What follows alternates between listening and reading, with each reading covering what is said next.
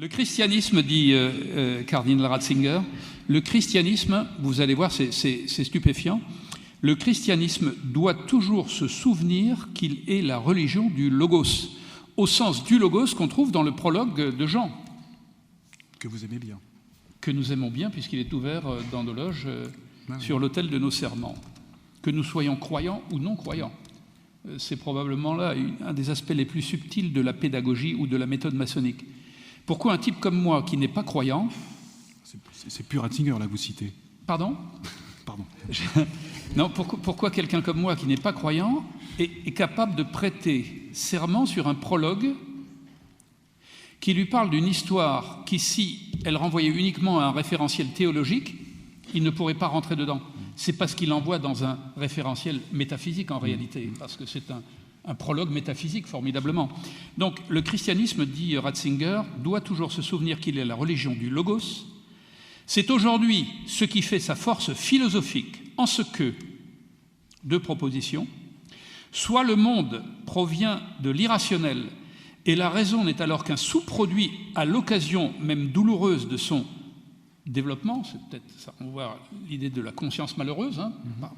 Soit le monde provient du rationnel, et il est alors en conséquence, le rationnel est alors en conséquence son critère et son but, et il continue, la foi chrétienne penche pour cette seconde thèse, le monde provient du rationnel, et il est en conséquence son critère et son but. Nous, chrétiens, devons être extrêmement attentifs dans le dialogue, si nécessaire, entre les gens du monde, c'est-à-dire les profanes, non catholiques, et les catholiques, à demeurer fidèles à cette ligne fondamentale, vivre une foi qui vient du logos et qui s'incarne dans la rationalité. Eh bien ça, dans le discours d'un pape ou d'un futur pape, ou du cardinal qui était le patron de la congrégation pour la doctrine de la foi, qui a mené la vie dure aux maçons, hein, très clairement. Voilà. Bon, on ne lui en veut pas, hein, voilà. Les chrétiens doivent se souvenir qu'ils sont dans la religion du logos. J'aimerais votre commentaire là-dessus, parce que le logos, c'est la rationalité, ça peut être la rationalité au sens grec, hein, oui. Hein, raison organisatrice, hein, et en même temps, comment concilier cette religion de la raison organisatrice et le mystère de la foi dont vous parliez tout à l'heure. Voilà, donc on est dans la relation entre le scientifique et la rationalité scientifique et la foi et le mystère de la foi religieuse. Voilà, 5 minutes et alors, le grand maître interviendra. Au débeauté, parce que cette planche-là, je ne l'ai pas préparée, deux éléments de réponse très différents. Le premier, c'est que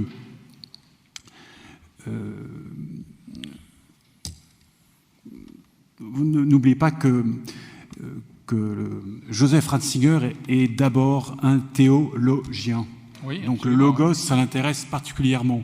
Et il a, avant d'être pape, et peut-être plus que pape, je pense qu'il a beaucoup marqué cette communauté des théologiens et l'Église catholique par sa réflexion théologique. Donc comment, c'est ce que je disais tout à l'heure, mettre de la raison et de l'intelligence dans ce qu'on va appeler la foi chrétienne, la tradition chrétienne. Et comme je le disais aussi, c'est pas simplement répéter ce que les précédents ont dit, l'articuler de manière intelligente, pas trop bête, mais c'est vraiment faire preuve de raison et en particulier d'empêcher le dogmatisme. Et de ce point de vue-là, Joseph Ratzinger a été, alors après il a sa histoire personnelle, mais le jeune Ratzinger a été un théologien extrêmement audacieux. Il a osé quitter pas mal de lampadaires de la tradition chrétienne. Donc on peut comprendre que moi c'est comme ça que j'interprète sa phrase déjà, c'est de dire, voilà, c'est une invitation à mettre au cœur de l'Église catholique, de remettre sans cesse le travail théologique et faire en sorte que ça ne soit pas non plus seulement le fait d'une petite caste dans sa tour d'ivoire ou dans sa sacristie d'ivoire qui font la théologie entre eux parce que voilà, ils savent pas quoi faire d'autre, mais que ça soit vraiment quelque chose qui relève de la responsabilité de tout croyant, hein, que de savoir ce travail de la raison. Au service, une fois encore, hein, c'est pas pour répéter les choses, mais pour vraiment la quête de la vérité. Bon. Deuxième élément de réponse, parce que c'est vraiment comme ça, à peine élaboré, cette fois-ci par rapport à la référence, mais vous-même l'avez faite, par rapport à la référence du logos, c'est un des lieux où il est le plus évident dans les textes bibliques, c'est évidemment effectivement ce premier chapitre de l'évangile de Jean et le rapport qui est fait entre ce qui va s'appeler logos et le verbe et puis la personne même du Christ, qui dans la foi chrétienne est un lien extrêmement fort. Troisième hypostase. Qui est la deuxième. La deuxième. Donc, alors avec tous ces noms, avec plein de différences et des traditions extrêmement diverses, là, parce que là, les théologiens se sont donnés à cœur joie. Pour une dernière, peut-être pas la dernière fois, mais en tout cas, une fois encore, évoquer un homme que je respecte et avec lequel je travaille beaucoup, en tout cas sa pensée, qui est Teilhard de Chardin. Et ce qui est intéressant dans la proposition de Ratzinger, c'est qu'à la fois la raison étant à l'origine et en même temps le but. Donc la cause et l'objectif. Voilà, et ça c'est extrêmement fort. Enfin, si on peut parler de tradition chrétienne, évidemment la référence au Christ elle est centrale. C'est pas d'abord une pneumatologie, ce n'est pas d'abord une référence au Père, à la figure du paternel, mais à la figure du Christ, et en particulier tel que Jean l'introduit. Et ce qui est très fort chez Teilhard de Chardin, que je trouve extrêmement intéressant, y compris par rapport aux questions qu'on traite ce soir, c'est que Teilhard ne s'encombre guère avec toute la question de la paléanthropologie, même s'il a consacré pas mal de temps, mais dans sa pensée théologique, donc sans ignorer tout ce que... en ignorant ce que Pascal Pic a découvert, évidemment, parce qu'il est mort... il est mort avant, en 55. Et donc à ce moment-là, Pascal Pic était quelqu'un d'extrêmement précoce, mais je crois qu'à cet âge-là, il avait un an, donc il n'avait pas encore vraiment posé... Donc, excusez-moi de ces boutades, mais il n'ignorait pas tout ça, mais Teilhard, comme croyant, a fait porter le regard des croyants sur l'avenir, en disant ce logos que l'on confesse comme chrétien, c'est celui qui est aussi au but et qui attire l'ensemble de la création. Ce qui est assez génial dans la vision de Teilhard, et je m'arrêterai là, c'est que, vous voyez, ce logos dont parle Ratzinger, pour lui, c'est l'attracteur universel. Donc, c'est pas quelque chose qui est inscrit d'avance. Et c'est là qu'on peut retrouver des choses de contingence. C'est qu'à sa manière, Teilhard n'est pas complètement contre la contingence. Il n'est pas toujours facile à comprendre, donc on peut avoir plein de lectures. En tout cas, la lecture que j'en fais, c'est pas celle de tout est déterminé pour aller à un point, mais c'est le point final attire, quelles que soient les pérégrinations, quels que soient les phénomènes aléatoires, quels que soient les passages de l'ivrogne d'un lampadaire à l'autre, il arrivera au final à la porte dorée principale ou sous le porche que vous voulez. Et ça, c'est la foi de Teilhard en disant, quoi qu'il arrive, ça doit arriver à cet endroit-là parce que c'est le logos qui attire. Donc voilà, mes deux commentaires en m'excusant. Jacques Arnoux, merci pour votre exposé, brillant et intéressant, je crois. Bravo. Merci. Et je passe la parole maintenant au grand maître de la Grande Loge de France. Eh bien d'abord, elle va dire, la Grande Loge, elle va remercier nos deux intervenants, parce que chacun dans son domaine, vous l'avez compris, est au sommet de la réflexion et à la pointe de l'intelligence. Mais quelle a à dire la Grande Loge au-delà de ce constat, d'ailleurs dont on peut se réjouir tout de suite, parce qu'il n'y a pas beaucoup d'endroits où ce type de rencontre existe et se passe. Et tu en as cité tout à l'heure, Alain, un certain nombre d'autres de ces manifestations où nous avons tenté de rassembler ce qui pour certains est épars, comme nous le disons dans nos rituels. Je me pose plein de questions. Moi, j'ai écouté tout ça avec bonheur et ça fait tourner la réflexion et la pensée au point d'avoir le vertige par moment. Tu as oublié les gants. Pardon ? Tu as oublié les gants. Oui, je l'ai fait volontairement pour faire un peu de teasing, quoi. Voilà. Un peu de teasing, pour voir si on suivait. Oui, nous avons des gants blancs aussi, en plus. Mais ça, c'est le tablier, le sautoir et les gants. Voilà, et blancs, parce qu'il faut les garder propres. Et c'est difficile parfois. Donc revenons-en à notre sujet. Je me posais plusieurs questions. C'est presque des questions en retour à nouveau à nos partenaires que des conclusions définitives. Parmi les questions que je me posais, j'ai griffonné au fil des interventions. À un moment, j'ai écrit « Vive les bonobos ». Vive les bonobos. Ça, c'est pour l'anthropologue. Ben oui, c'est tout de même. C'est un singe pas banal, le bonobo. C'est un singe pas banal. Un chimpanzé. Un chimpanzé. Il veut absolument nous ravaler au niveau le plus terre à terre. C'est un chimpanzé pas banal, quand même. Il a trouvé des solutions que nous ne trouvons pas. Ah, c'est clair. Hein. Que nous ne mettons pas en pratique. Ça nous fait rire, mais il n'y aurait plus de conflit. On n'aurait pas vu toutes les horreurs qu'on a vues pendant le XXe siècle. Pardonnez-moi de vous le dire. Bon, on serait peut-être un peu trop nombreux sur la planète à l'arrivée, mais il faut quand même aller au bout de la réflexion. Oui, cela étant, les rapports de force, ça existe quand même, et les stratégies politiques aussi. C'est ce que vous nous disiez tout à l'heure. Hein. Oui. Mais ça ne se termine pas de la même manière.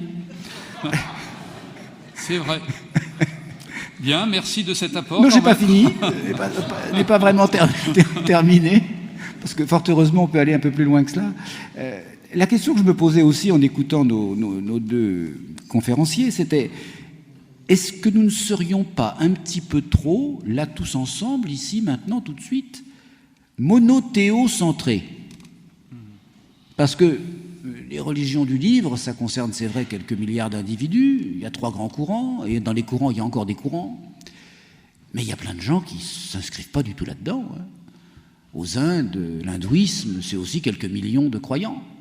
L'animisme en Afrique a encore des grandes heures. Et je me demande bien ce que penserait un Indien des plaines, avec son grand Manitou, de toutes nos belles discussions sur la nature du Christ, de Dieu, de l'alpha et de l'oméga. Donc c'est encore une autre question, et là on rentre dans le champ de la spiritualité des hommes, et on sort des systèmes. Alors peut-être faudrait-il que nous sortions des systèmes, ou que nous prenions conscience que nous sommes dans un système, et que nous y sommes, à mon sens, depuis le premier jour. Et peut-être que là, le scientifique me démentira, mais il me semble, puisqu'on a parlé d'humanité de l'homme versus l'hominisation, qui n'est pas la même chose, c'est ce que j'ai cru comprendre tout à l'heure, il y a eu toutes ces histoires, ces belles histoires qu'on m'apprenait à l'université, puisque moi c'était du côté de la psyché que je suis allé chercher quelques lumières, la psychologie. Là, on nous explique bien que l'enfant sauvage, oui, on sait ce que c'est.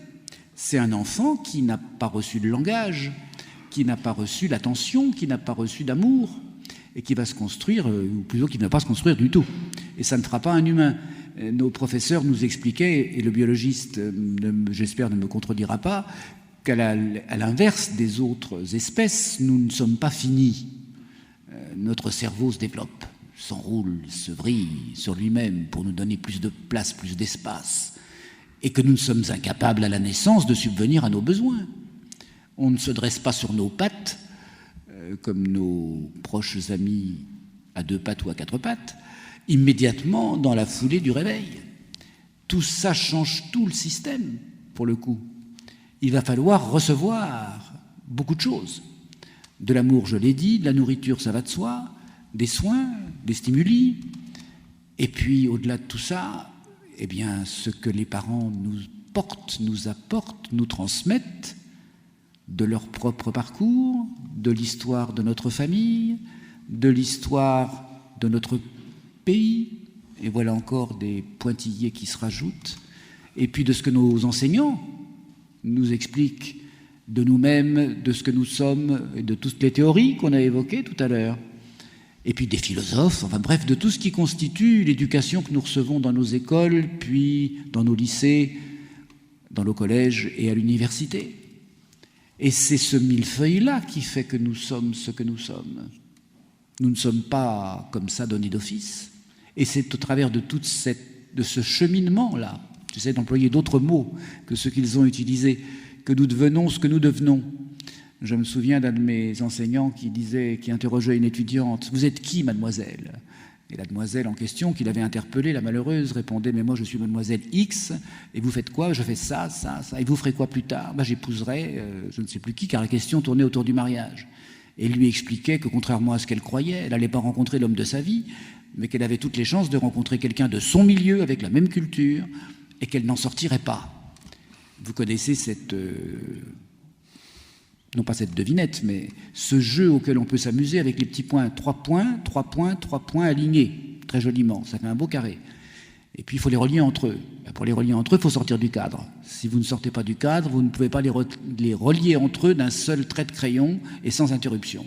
C'est tout à fait intéressant, parce que là j'ai le sentiment qu'on est vraiment enfermé dans notre, je ne sais pas comment dire, mais européanité bien construite, notre belle sagesse à nous, et qu'il y en a probablement d'autres.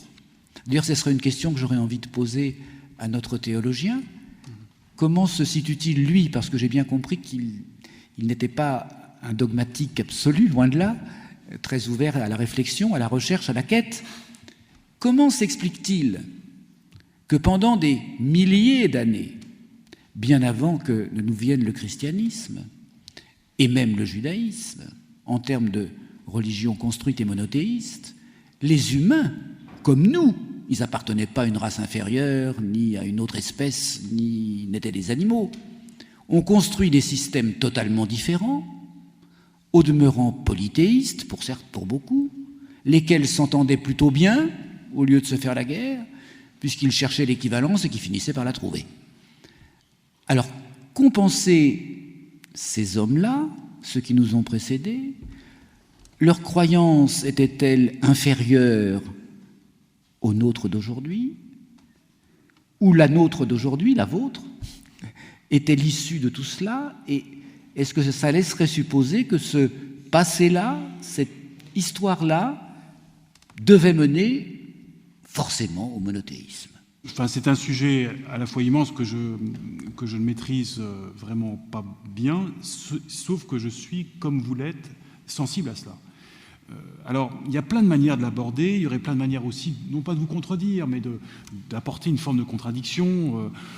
Votre allusion à la guerre et à la violence, un sujet qui est immense, l'allusion à la violence intra-humaine et de polythéisme qui semblait se vivre mieux ensemble. Bon, tout ça, je ne... En termes religieux, je ne dis pas que les hommes ne soient pas témoins.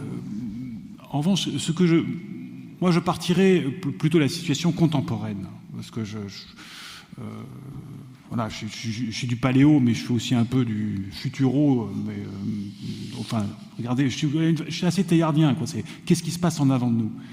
Aujourd'hui, c'est vrai que ce qui est assez frappant, c'est que, et ça, je me parle pour ma petite chapelle, un véritable enjeu, c'est que les religions monothéistes, et en particulier le christianisme, en particulier sans doute le catholicisme, apparaît extrêmement étriqué par rapport aux enjeux non seulement humains, sociologiquement humains, mais surtout contemporains et par rapport à ce que nous apprenons de ce que nous sommes comme êtres vivants, de la place que nous occupons dans cet univers, dans la réalité.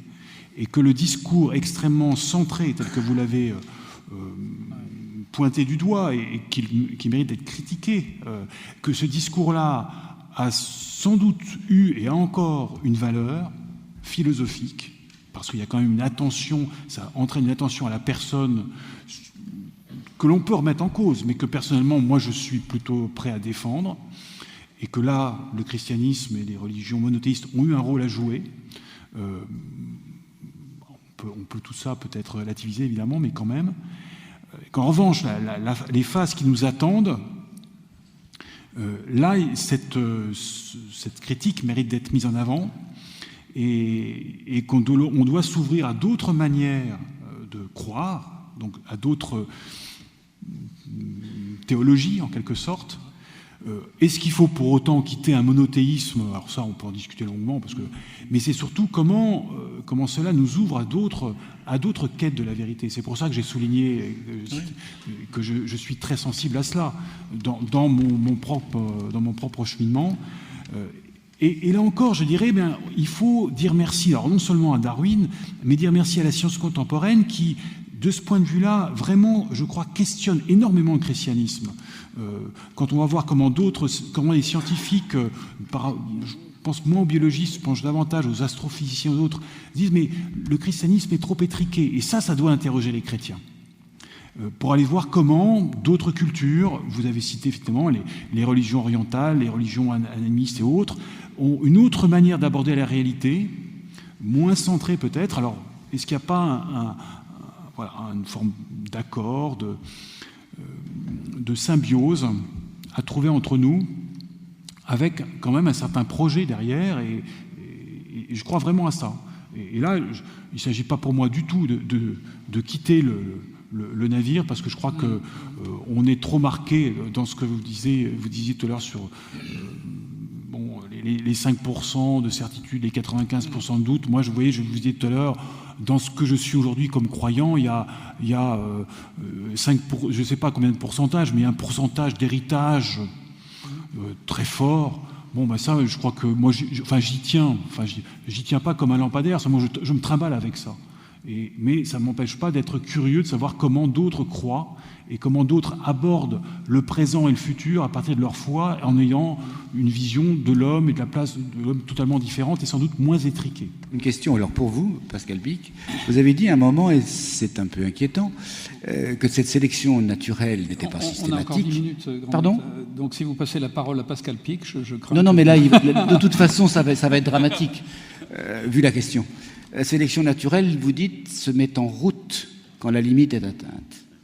C'est une vraie question pour notre humanité d'aujourd'hui, parce que quand on écoute tous ceux qui nous parlent de notre environnement, de notre planète et de nos civilisations, on a le sentiment que soit elle est déjà atteinte, pour ceux qui nous disent, j'allais dire qui nous font croire, mais qui nous disent en tout cas que nous consommons bien plus qu'aujourd'hui déjà que ce que la planète ne peut produire dans un cycle naturel d'1 an. Alors est-ce que nous sommes à la limite ? Est-ce que nous allons voir la sélection naturelle se mettre à l'œuvre ? Et de quelle manière ? Quels sont les possibles ? Ce qui atteint la limite, c'est notre modèle. Ce qui ne veut pas dire qu'il faudra qu'on change de modèle pour justement que nous ne rencontrions pas ces limites. C'est ça les vrais enjeux aujourd'hui auxquels nous avons affaire, mais on connaît bien les débats. Mais c'est bien ça. Sauf qu'évidemment, le débat a émergé lorsque Karl Marx d'un côté et Albert Spencer à gauche à droite. Donc à gauche à droite, c'est pareil. C'est la même vision du progrès. Ils ont contesté la conception de Malthus. Et il est vrai que pendant 150 ans, la créativité et le génie des hommes, ce système a permis de faire en sorte que nous avons connu le développement que nous avons aujourd'hui. Et nous, en moyenne, comme vous le savez, on n'a jamais aussi bien vécu sur la Terre. Je dis bien en moyenne. Il y a des déshérités, on ne les oublie pas, mais en moyenne. Sauf que quand on est darwinien, mesdames et messieurs, c'est pas d'éliminer les autres, ça c'est arrêté avec ça, c'est complètement stupide. La vraie question que doit se poser un darwinien, ça c'est la deuxième raison pour laquelle vous n'allez pas dormir, c'est à partir de quel moment je suis capable de me dire que ce qui a fait mon succès ne suffira pas pour demain. Car l'évolution, mesdames et messieurs, c'est pas le passé. C'est la descendance avec modification. Ce que nous faisons conditionne le jeu des possibles des générations futures. C'est ça le véritable enjeu darwinien. C'est pas éliminer les autres. Merci Pascal Pic. Merci beaucoup. Eh bien écoutez, je ne pense pas que je vais conclure autrement que ce que je viens de vous dire, parce que depuis le début, ce que nous avons à nous dire, nous, les francs-maçons, évidemment, on les écoute avec passion, l'un comme l'autre, quel que soit leur point de vue, quelles que soient leurs différences, quelles que soient peut-être même, sur certains points, leurs divergences.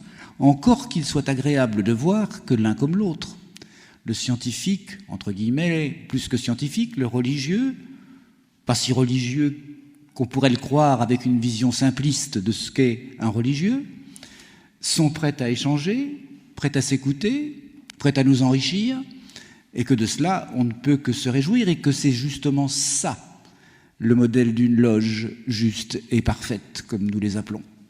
La loge juste et parfaite, c'est celle qui réunit des hommes, des femmes, voire les deux ensemble, car tout existe en France dans ce domaine, et on ne peut que s'en réjouir, de 18 à point d'âge. Les plus anciens pourraient être centenaires, pour peu qu'ils aient encore bien gardé toute leur tête. Mais même s'ils ne la gardaient pas, ils seraient encore chez nous, car nous les conservons parmi nous, nous les gardons avec nous. Ça, c'est absolument extraordinaire dans ce mélange des genres qu'est une loge maçonnique. Si vous ne l'avez jamais lu, je vous invite à lire Kipling, sa loge mère, ce poème qui s'appelle « Ma loge mère ». Il y décrit cette loge qu'il a connue aux Indes et où l'on voit toutes les générations, toutes les couleurs de peau, toutes les croyances, ou presque toutes, mais en tout cas, il est dans l'universalité, ainsi que tous les niveaux sociaux se côtoyer au sein d'un même creuset qui s'appelle sa loge, qu'ils se rencontrent, qu'ils se parlent. Oh, dans la rue, bien sûr, on respecte la loi de la société. Et c'est mon capitaine, mon commandant, monsieur le chef de gare. Mais dans la loge, dit-il, c'était toujours mon frère. Bien, je pense que c'est peut-être une utopie aussi que nous avons en franc-maçonnerie et à la Grande Loge de France en particulier, que de croire à cette lumière à laquelle Alain adhère d'une certaine manière, mais sans croire au texte qu'il supporte, ou en tout cas à la révélation que le texte porte, parce que pour nous, dans cette expression au volume de la loi sacrée qui remplace le mot Bible, donc l'aspect très religieux et codifié, voire dogmatique du texte, il y a ce message absolument étonnant, mais vous allez me dire, ce grand maître est fou, il nous emmène chez les bisounours, on va rajeunir, on aura 3 ans bientôt, s'il continue, on va sucer notre pouce, pas du tout. On ne va pas régresser une seconde. Je pose la question aussi alors à nos 2 intervenants. Cet ouvrage, pour nous, n'a rien de sacré. Parce que moi-même, tout comme Alain Grézel, je ne suis plus dans une foi religieuse. L'ai-je jamais eu d'ailleurs. J'ai été élevé, éduqué, construit par la foi chrétienne, mais ai-je eu la foi pour autant? Je n'en suis plus si sûr aujourd'hui. Et la maçonnerie m'a amené à autre chose qu'à une foi religieuse. Elle m'a fait réfléchir sur ce qui était la plus fine pointe de l'homme, je ne sais pas si c'est la vérité, mais en tout cas ce mot spiritualité, la vie de l'esprit, la vie de l'intelligence, le questionnement, le doute, la raison aussi. Tout ce qui fait que nous sommes ce que nous sommes me paraît plus important que tout ce qu'on a pu faire ou dire avant. Et ce qui me paraît encore plus exceptionnel, c'est, je le disais tout à l'heure à M. Pic, dans un aparté, c'est que nous soyons là ensemble ce soir. Est-ce que c'est l'évolution? Est-ce que c'est Dieu qui nous veut là, réunis, pour échanger? Ou est-ce que c'est le flagelle?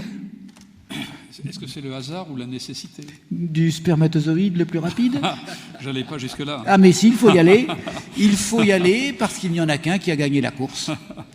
Et que si l'on regarde le biologique pur et dur, et vous me corrigerez si je me trompe, il semblerait que ce soit la loi du gâchis le plus absolu. Je le provoque. Pour qu'au bout du compte arrive cette chose extraordinaire, vous et moi réunis en train d'échanger ensemble. Eh bien, c'est la même chose extraordinaire dans une loge.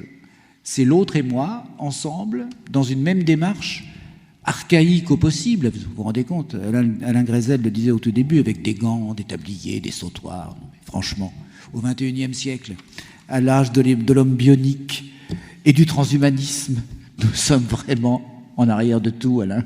Il va falloir que nous revoyions nos textes et nos fondamentaux. Pour faire quoi? Mais reprendre des vieilles traditions encore plus étonnantes, encore plus archaïques, qui sont des rites de passage. On n'a pas parlé de rites de passage ce soir. Mais l'initiation, c'est un rite de passage. C'est toujours un rite de passage. Et c'est toujours le même système. Mais ceux d'entre vous qui ne sont ni maçonnes, ni maçons, et qui s'inquiètent de savoir pourquoi ces gens-là n'ouvrent pas leurs portes, eh bien, nous n'ouvrons pas nos portes parce que les rites de passage ne sont pas ouverts à ceux qui ne passent pas. Et que c'est comme ça depuis la nuit des temps, sous toutes les latitudes, dans toutes les traditions, dans toutes les civilisations. Dès lors qu'il y a rite de passage, il y a arrachement au groupe d'appartenance, passage d'épreuves, plus ou moins bien réussi. On peut penser qu'à certaines époques, quand elles n'étaient pas réussies, eh bien ça s'arrêtait là parce qu'on ne pouvait plus continuer et qu'on était bon pour l'enterrement. Mais ça n'est plus ainsi aujourd'hui, fort heureusement. Et puis qu'ensuite, ayant passé les épreuves et ayant été admis, reçus, alors vous changez de groupe et vous rentrez dans le nouveau groupe. Ce qu'il faut savoir chez les maçons, et ce qu'on ne dit pas assez peut-être, c'est que ce fameux secret, il est là. Et le vrai secret, il n'est même pas là.